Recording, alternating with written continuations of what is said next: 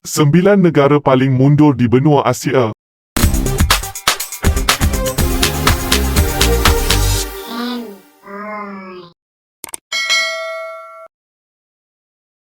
Nombor 9. Yaman. Yaman mempunyai satu masalah besar dalam memperkembangkan negara mereka, iaitu ketiadaan bekalan air bersih yang sempurna. Yaman merupakan antara negara di mana air sangat sukar diperolehi. Setakat kajian yang dijalankan pada tahun 2018, Yaman masih belum menepati beberapa kriteria yang ditetapkan, khasnya melibatkan purata pendapatan tahunan per kapita, indeks kemanusiaan serta masih terdedah kepada risiko ketidakseimbangan ekonomi yang tinggi.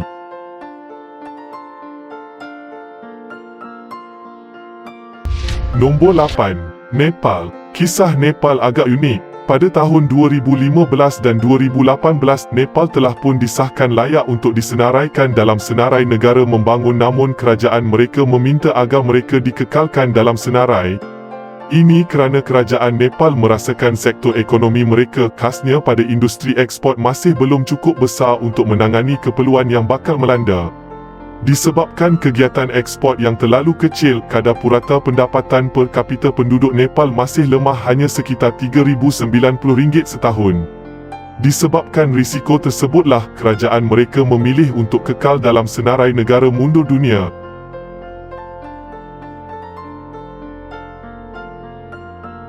Nombor 7. Myanmar. Myanmar berjaya mencapai kemajuan pesat dalam kesemua aspek yang dinilai bermula semasa pemerintahan Aung San Suu Kyi, sehinggakan diramal bakal diisytiharkan sebagai negara membangun pada tahun 2025.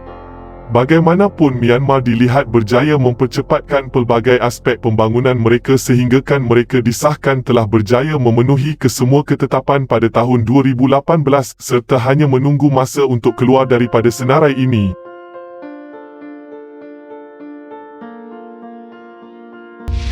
Nombor 6.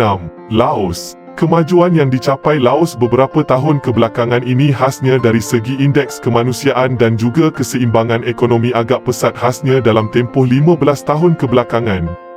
Dijangkakan Laos akan dikeluarkan daripada senarai ini pada tahun 2024.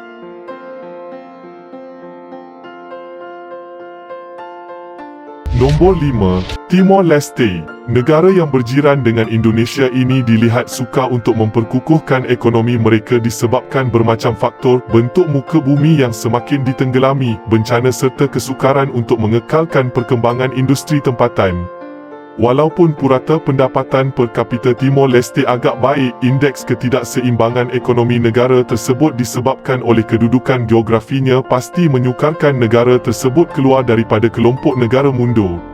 Setakat ini, status Timor Leste untuk disenaraikan ke dalam senarai negara membangun ditangguhkan atas faktor-faktor tersebut dan akan dinilai semula dalam tahun 2021.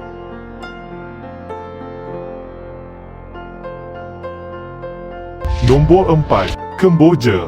Berjaya memperbaiki kedudukan mereka dari segi pendidikan dan literasi, malangnya ekonomi Kemboja belum memadai untuk mereka keluar daripada perangkap kemunduran. Pendapatan purata tahunan per kapita mereka masih rendah, iaitu pada tahap RM4,252 untuk melayakkan mereka keluar daripada kelompok mundur. Bagaimanapun, kerajaan Kemboja menetapkan visi jangka masa panjang untuk keluar daripada senarai pada tahun 2030 serta diangkat menjadi negara berpendapatan tinggi pada tahun 2050.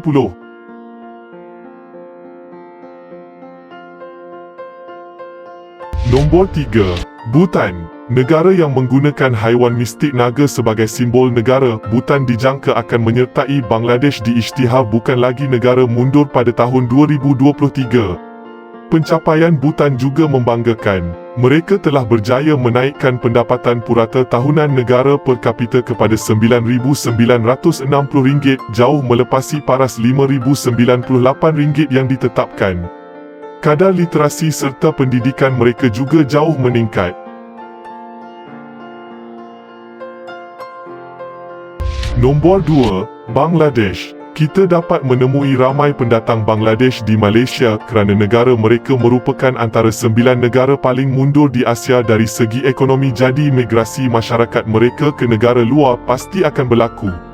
Walaupun demikian, Bangladesh harus berbangga kerana semakin berjaya keluar daripada kelompok 9 negara ini selepas mencapai tahap purata pendapatan tahunan yang lebih baik serta telah berjaya memperbaiki indeks kemanusiaan mereka. Besar kemungkinan untuk laporan yang akan datang, Bangladesh mungkin tidak lagi akan disenaraikan dalam kelompok paling mundur ini.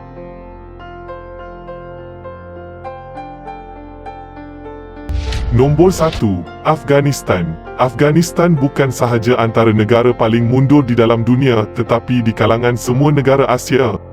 Afghanistan merupakan negara paling terkebelakang sekali. Terletak di kedudukan 171 daripada 188 negara yang diukur, Afghanistan mempunyai purata kadar pendapatan negara tahunan pada tahap RM2,626, jauh lebih rendah berbanding purata sama apabila semua negara mundur dikira iaitu RM5,098 per kapita.